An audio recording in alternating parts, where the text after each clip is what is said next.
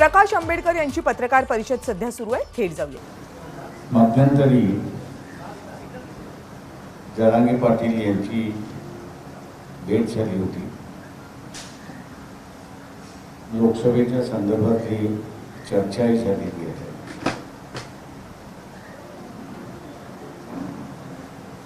त्यांनी एक नवीन सिस्टम जी उभी केली त्याच्याबद्दलची असणारी त्यांनी माहिती दिली आणि आज कदाचित त्यांचा असणारा पूर्ण डेटा जो आहे उमेदवारांचा तो येईल आणि त्याच्यानंतर पण असणारा त्यांची पुढची वाटचाल होईल असं मी त्या ठिकाणी मानतो.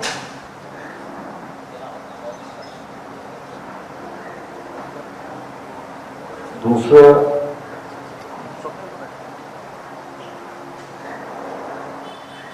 या लोकसभेमध्ये आमचा असणारा प्रयत्न होता त्या ठिकाणी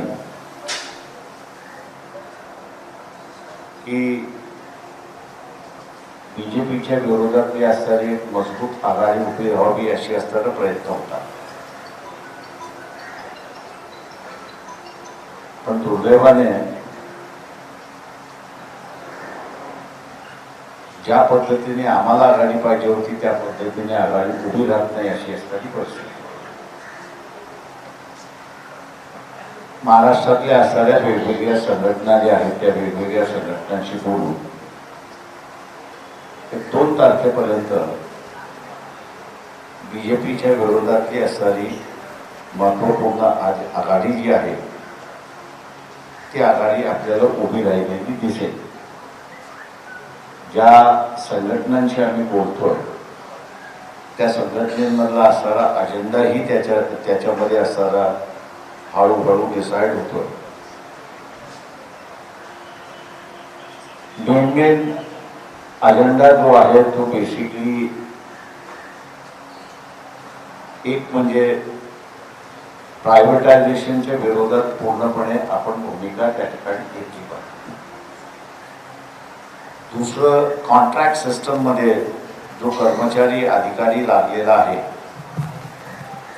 सुप्रीम कोर्टाचा निर्णय लक्षात घेता त्यांना 58 वर्ष पूर्ण होईपर्यंत रिटायरमेंट करायचं नाही. 3-3, 4-4 महिन्याचे जे कॉन्ट्रॅक्ट त्यांचे आहेत त्याला असणारं परमनंट वाढ द्यायची आणि 58 वर्ष होत नाही तोपर्यंत त्याला रिटायरमेंट द्यायचं नाही असा एक अजेंडा आमचा त्याच्यामधला ठरतोय. दुसरा, महाराष्ट्रामध्ये एकंदरीत 14 लाख सरकारी कर्मचारी आहेत आणि अधिकारी आहेत.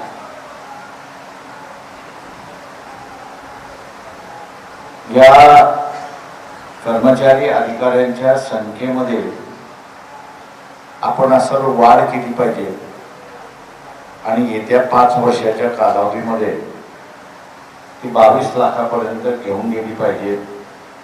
तरच शासन व्यवस्थितरित्याने त्या ठिकाणी चालू शकतं असे असताना सुद्धा एक अजेंडा आम्ही त्या ठिकाणी तयार करतोय. दुसरं जे आहे त्याच्यामधलं एक सगळ्यात महत्वाचं जे आहे ते म्हणजे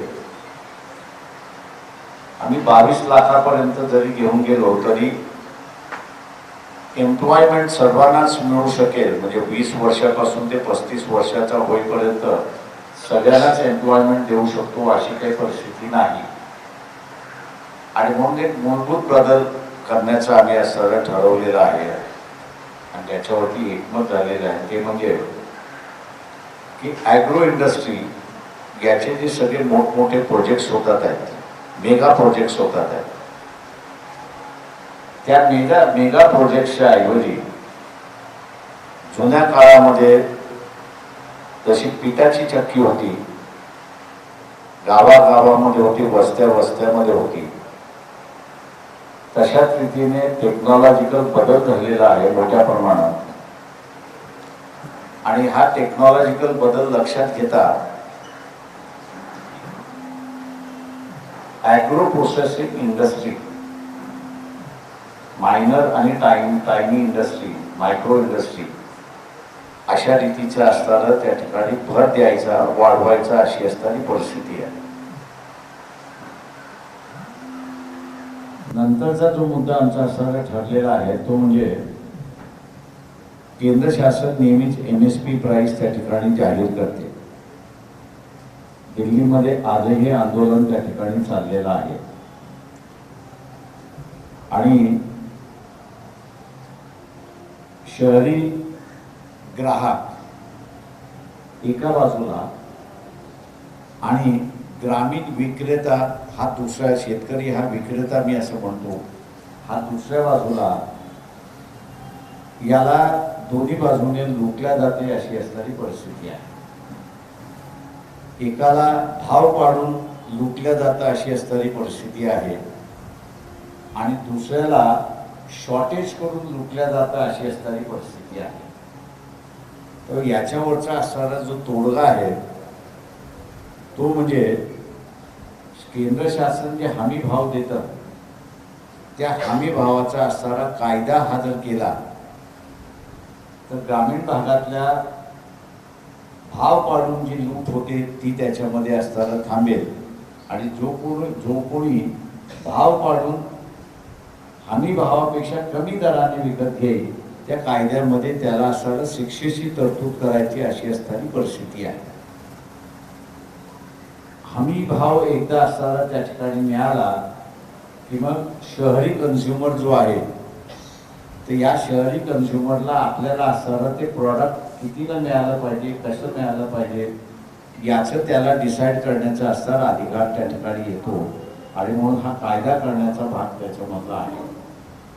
तिसरं नंतरचं महत्त्वाचं जे आहे त्याच्यामध्ये की महाराष्ट्रातले असणारे जे महत्त्वाची पिकं आहेत ती म्हणजे पश्चिम महाराष्ट्रामध्ये ऊसाचं आहे, मराठवाडा, विदर्भ आणि खानदेशचा असणारा काही भाग म्हटलं तर तिथे असणारा कापूस आहे, सोयाबीन आहे आणि विदर्भातला वरचा विदर्भ आणि कोकण आपण असणारं पाहिलं तर हे तांदळाचं असणारं माहेर घर अशी असणारी परिस्थिती आहे आणि म्हणून त्याचे भाव हे असणारं आपणच त्या ठिकाणी ठरवलं पाहिजे अशी असणारी परिस्थिती आहे. सोयाबीन हा पूर्णपणे जे पीक घेतलं जातं त्याचा असणारा 100% एक्सपोर्ट होतो अशी परिस्थिती आहे आणि म्हणून आम्ही असताना म्हणतो की मिनिमम सपोर्ट प्राइस हा असताना 5,000चा असला पाहिजे. कापसाचा जो आहे तो असताना 8,000चा असला पाहिजे आणि ऊसाच्या ह्याच्यामध्ये आता 20% इथेनॉल हे पेट्रोल आणि डिझेलमध्ये मिक्स करण्याचा अधिकार त्या ठिकाणी शासनाने दिलेला आहे. परंतु ऊसाचा असणारा रेट त्या ठिकाणी जो फायनल होतो, ऊसाचा असणारा रेट त्या ठिकाणी फायनल केला जातो, त्याच्यामध्ये इथेनॉल हा जो आहे त्याचा रेट त्या ठिकाणी दिला जात नाही आणि म्हणून आम्ही असणारा आग्रह त्या ठिकाणी धरणार आहोत की इथेनॉल हा जो मळीपासून तयार केला जातो त्याचं प्रॉफिट नुसतं असताना कारखान्याला जात आहे, तर ऊसाचा रेट फायनल करत असताना त्याचाही त्या ठिकाणी बघावं अशी असणारी परिस्थिती आहे. ज्या काही संघटनांची आम्ही असं बोलतोय त्या मेन मुद्दे त्यांच्याबरोबर बसून जे ठरत आहेत त्याची मी आपल्याला सर्व माहिती या ठिकाणी दिलेली आहे आणि 2 तारखेपर्यंत मला वाटतं नेमकं या संघटनांबरोबर बसून वंचित बहुजन आघाडी जे करणार आहेत त्याच्यातला असणारा भाग आहे. पहिल्या फेजमधला जो आहे तो फॉर्म भरण्याचा संपलेला आहे. दुसऱ्या फेजमधला असताना त्या ठिकाणी सुरुवात झालेला आहे आणि म्हणून तिसरा जो आहे, तिसरा चौथा पाचवा सप्पा जो आहे तो सगळे मिळून त्या ठिकाणी कॅन्डिडेट ठरवतील अशी परिस्थिती आहे. मी जसं म्हटलं तसं 2 तारखेला आपल्याला असं या ठिकाणी पूर्णपणे माहिती मिळेल अशी, आणि पुढचं वाटचाल कशी असेल ती आपल्यासमोर या ठिकाणी मांडल्या जाईल. माझं निवेदन संपलं. आपण असं विचार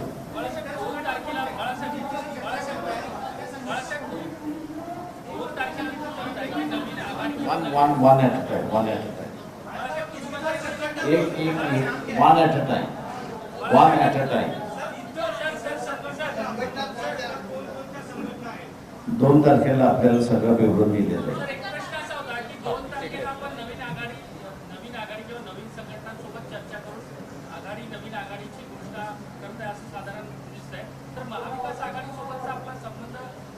म्हणून मी म्हटलं की 2 तारखेला आपल्याला पूर्णपणे त्याचं विवरण दिलं जाईल.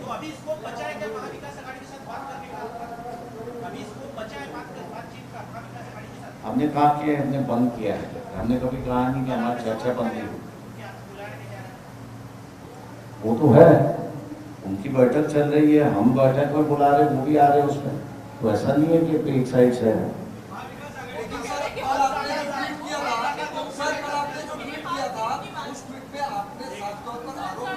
हाँ, मैं ये कह रहा हूँ कि महाविकास आघाड़ी अलग है और संजय अलग है. तो जिसको हमने टारगेट बनाया था या जिसके बारे में कहा था वो संजय की बात थी कि वो महाविकास आघाड़ी के नाम से गलत आप लोगों को बयान दे रहा है और गलत स्टेटमेंट कर रहा है. इसलिए हमने कहा है कि ये तो संजय जो है वो आघाड़ी में बिगाड़ करने में लगा हुआ है.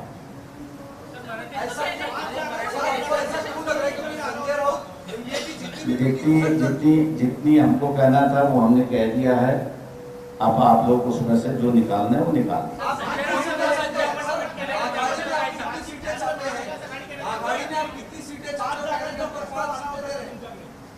आमच्याकडे असणारा या बैठकीमधला जो प्रस्ताव होता तो 3 जागांचा प्रस्ताव होता. एक माझा मतदारसंघ आणि दुसरे 2 मतदारसंघ. त्याच्या पलीकडे आम्हाला कुठलाही प्रस्ताव आलेला नाही. परंतु ते जरी असलं तरी आम्ही जे काही उभं करतो त्याच्यामध्ये आम्ही कोणालाही रूल आउट करत नाही, एवढं लक्षात घ्या. सर वो कह रहे हैं कि हम 5 सीटों का प्रस्ताव दिए थे, पहले 4 था, बाद में 5 तक आए, लेकिन प्रकाश आंबेडकर जी नहीं. अब आपको हमारी बात सुनिए, उनकी बात सुनिए, आप तय कर लो. उस पर बहस नहीं हो सकती. मैंने कहा ना कि उस पर बहस नहीं हो सकती है. मैंने आपसे कहा ना कि भी हमने किसी के लिए भी दरवाजे बंद नहीं किए हैं.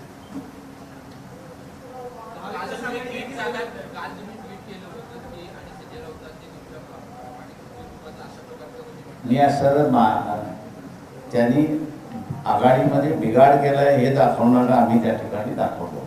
त्याच्यामुळे असं आम्हाला महाराष्ट्रामधलं जे आहे ज्या पद्धतीने असं पूर्णपणे विरोधी पक्ष उभा राहिला पाहिजे होता. आम्ही प्रयत्न करत होतो की यांची महाविकास आघाडी होती त्याच्या माध्यमातून उभा राहावा. पण त्याच्यामध्ये असणारं बटनीफ जे होतं ते बटनीफ आम्हाला बाजूला करायचं आहे आणि जे आले पाहिजे त्यांना घेऊन आम्ही असं उभं करणार.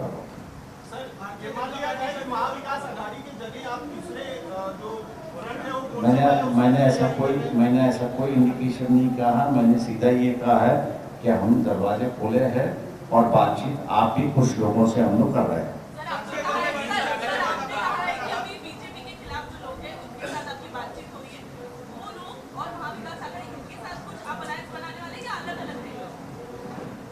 ठीक है, मैंने इसलिए कहा है कि किनका रुख कैसा है वो आज मैं नहीं बताऊंगा.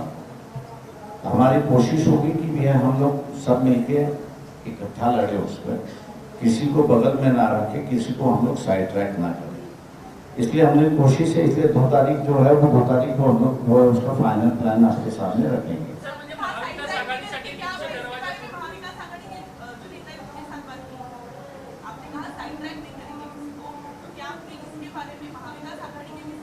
देखिए, हम आघाड़ी से क्यों बात करें, हम इंडिविजुअल से भी बात करते हैं, इंडिविजुअल पक्ष से भी बात कर सकते हैं.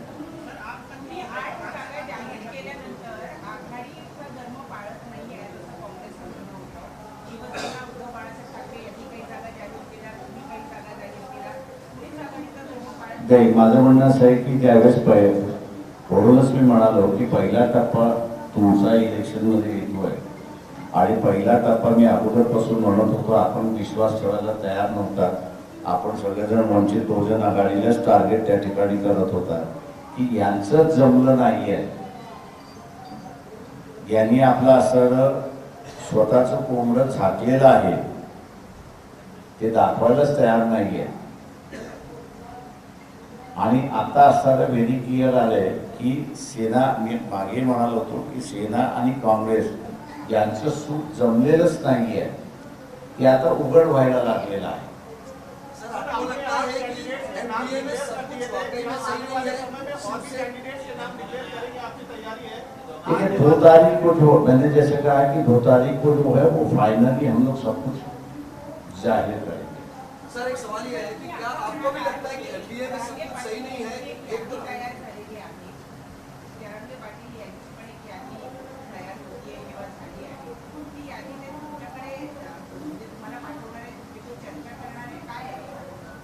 ते मला तर त्या सगळ्या फॅक्टर्स लक्षात घेऊनच मी असं म्हणालो की सगळ्यांचंच हे घेऊन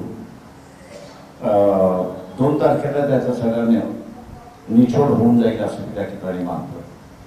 हे बरोबर आहे की जरांगे पाटील यांच्याकडे सुद्धा त्यांनी जी पद्धत केलेली आहे की सकल मराठा संघटना जिल्ह्यावर बसून त्यांनी असं त्यांच्याकडे नावं पाठवावी, कॉमन नावं पाठवावीत असं जे आहे, ती सुद्धा एक प्रक्रिया चाललेली आहे. ती आज मला वाटतं उद्या संध्याकाळी त्यांची असं की पूर्ण होईल असं मी त्या ठिकाणी मानतोय. म्हणून म्हटलं की 2 तारीख जी आहे त्या 2 तारखेपर्यंत सगळं फायनल झालेलं असेल. अजिबात नाही, माझे दरवाजे कोणासाठी बंद नाही.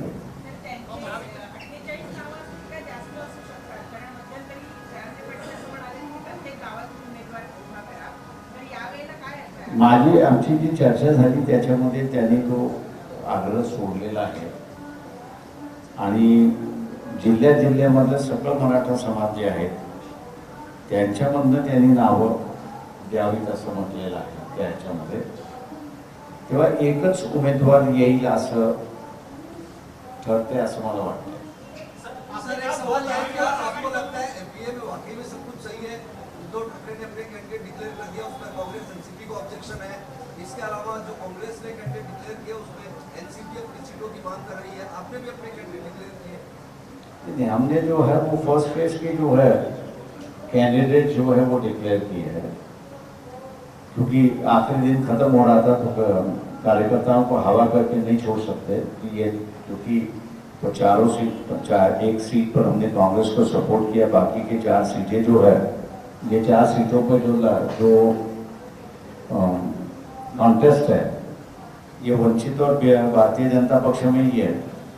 वहाँ पर क्योंकि मैं दोहराना नहीं चाहता हूँ, लेकिन कुछ लोग लड़ने के लिए तैयार नहीं है, कुछ लोगों ने पीछे हट के अपनी बात कही है, तो बीजेपी को हम फील्ड डे नहीं दे सकते थे, इसलिए हमको मजबूरन जो है वो उम्मीदवार उतारना हुआ. और अब जो है वो वंचित बहुजन आघाड़ी और बीजेपी के बीच में ये लड़ाई है.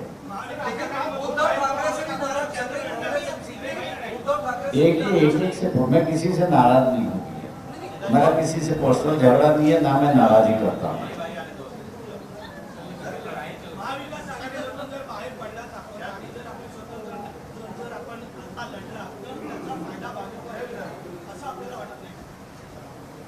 माझ्याकडे ह्याचं उत्तर तुम्हाला 2 तारखेला मिळेल.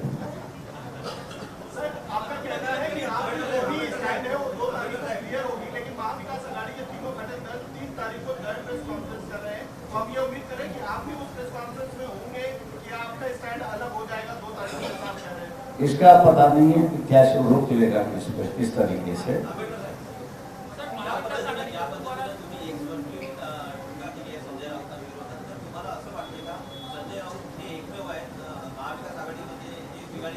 आम्ही असं म्हणेन की जोपर्यंत आम्ही सुभाष देसाईंबरोबर बोलत होतो, सुभाष देसाई या चर्चेमध्ये जोपर्यंत होतं तोपर्यंत पूर्णपणे सकारात्मक चाललं होतं आणि व्यवस्थित चाललं होतं सिच्युएशनच्या संदर्भातलं. पण नंतर असताना आम्हाला असं दिसलंय की कोणतरी कोणासाठी तरी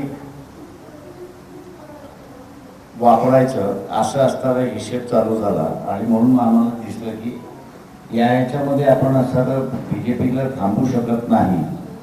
कारण काही जणांना घ्यायचंच नाही, काही जणांना बोलायचंच नाही, असा जो स्टँड होता तो आम्हाला जरा योग्य वाटला नाही आणि म्हणून आम्ही असं एक वेगळं त्या ह्याच्यामध्ये करतोय. ठीक है, संजय राउत इंडिविजुअल है, इंडिविजुअल के बारे में बात नहीं करता हूँ. एक समझ लीजिए, पार्टी की बात हो रही है, इंडिविजुअल की बात नहीं हो रही है. तो इंडिविजुअल जरा रुक दीजिए वहां पर.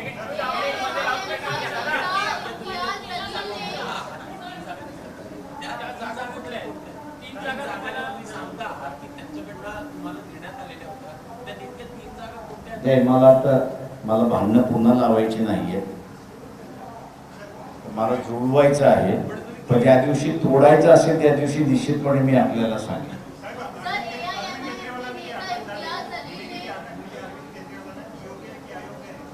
पूर्णपणे अयोग्य आहे. कॅबिनेट डिसिजन हा कोर्टाचा विषय होऊ शकत नाही आणि त्याच्याच बरोबर इन्क्वायरीचा इश्यू होऊ शकत नाही. संविधानाने कॅबिनेटला पूर्णपणे अभय दिलेला आहे. आता ते जर झालं असेल तर मी असं म्हणेन की पहिल्यांदा नरेंद्र मोदी यांना असताना अरेस्ट केलं पाहिजे.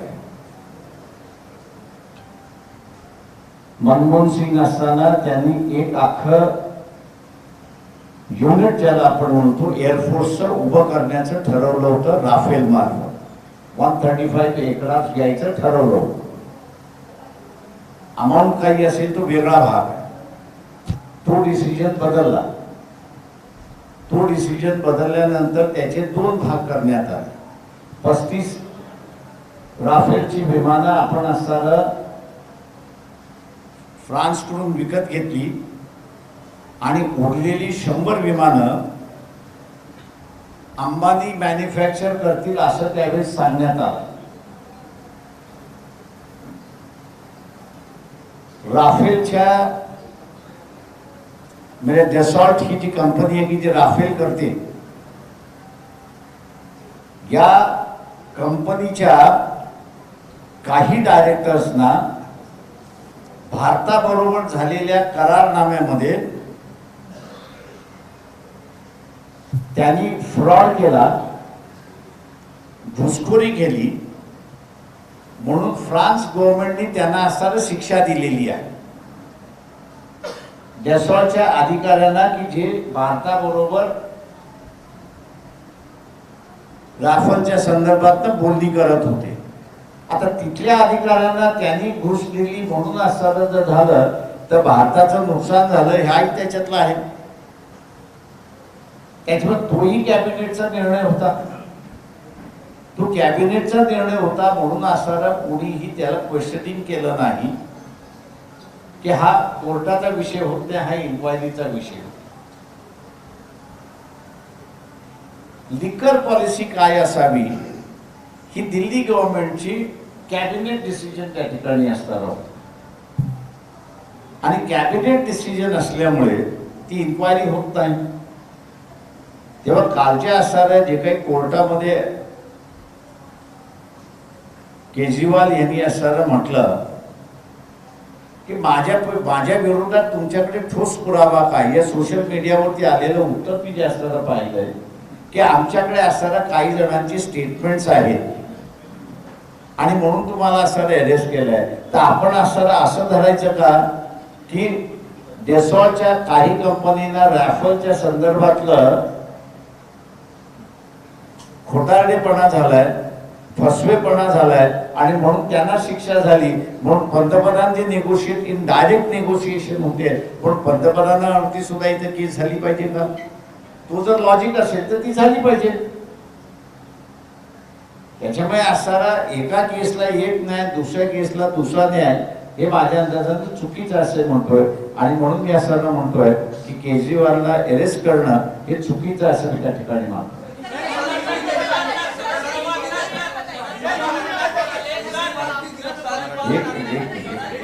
आराम से यार, एक मिनट आप एक पूछो तो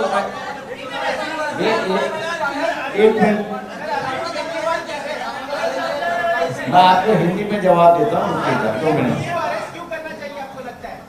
देखिए, मैं ये कहूंगा कि केजरीवाल को अरेस्ट करना पूरा गैर कानूनी है। मैं सुप्रीम कोर्ट से अपील करता हूं कि वो पहला इस बात का फैसला दे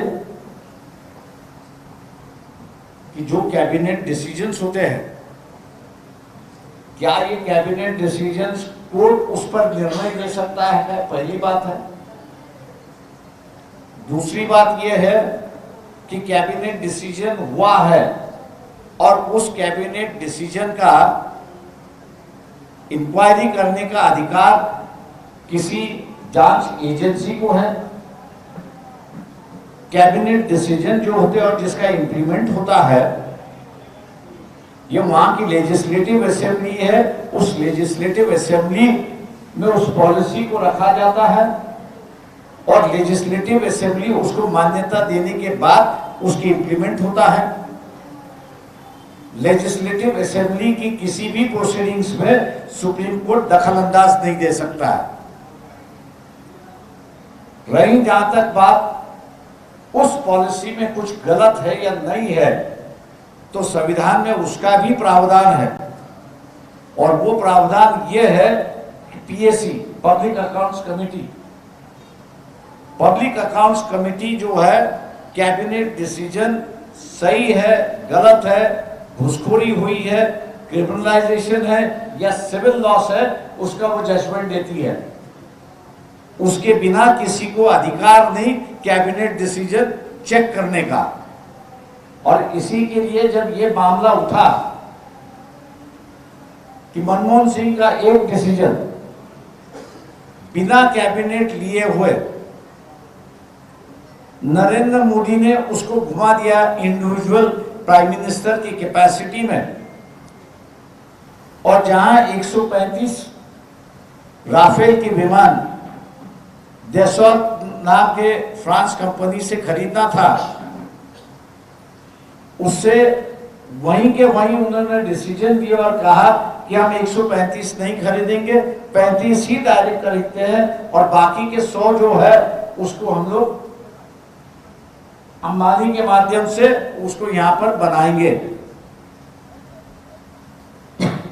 बात आगे बढ़ते बढ़ते ऐसी बढ़ गई कि डेसॉल्ट नाम के अधिकारी को फ्रांस में जेल हुई क्योंकि घुसखोरी हुई और पैसे खा लिए। अब क्या हम लोग ये कहे वहां पर कि वहां के अधिकारियों को जेल हुई इसी राफेल के डील के मामले में, तो फिर वही अगर लागू होता है तो प्राइम मिनिस्टर के ऊपर भी केस होनी चाहिए, उनको भी अरेस्ट होना चाहिए। लेकिन विरोधी दल की बात जब हुई तो उन्होंने यही कहा कि कैबिनेट डिसीजन होने की वजह से कैबिनेट डिसीजन को हम लोग क्वेश्चन नहीं कर सकते, कर सकता है तो पीएससी कर सकती है। पीएससी अगर कुछ बात कहती है कि इसमें घोटाला हुआ है तो ही उसका चार्ज हो सकता है, वरना उसका चार्ज नहीं हो सकता। इसलिए ये जो है, मैं समझता हूं कि अधिकार का गैर तरीके से इस्तेमाल हो रहा है और इसलिए हम लोग इसकी निंदा करते हैं।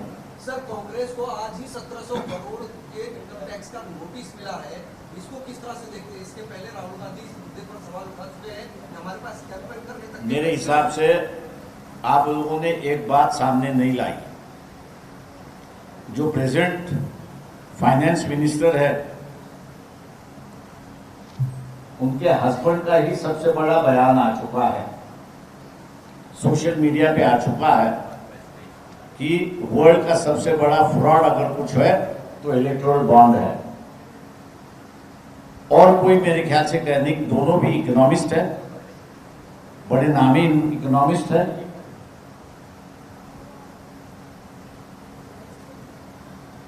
और उनका बयान आ चुका है, ना हस्बैंड का बयान आ चुका है कि this is the biggest fraud, financial fraud.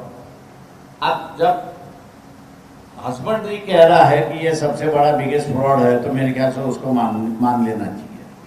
Consent के बिना ये स्टेटमेंट नहीं होगा।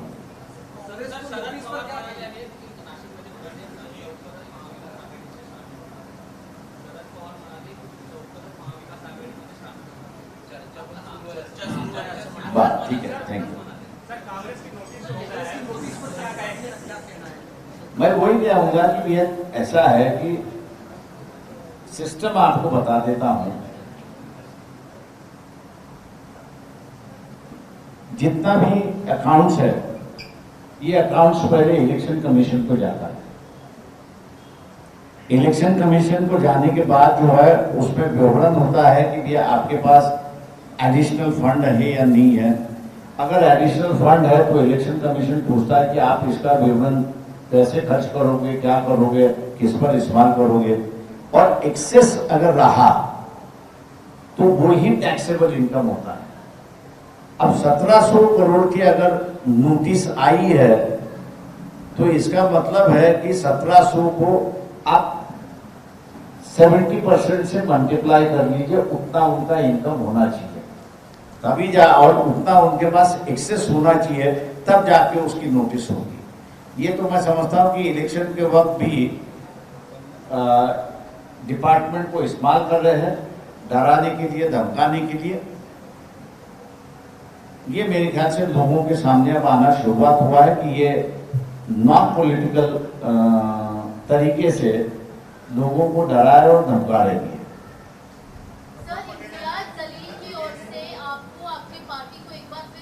Thank you, thank you, thank you. बोला बोला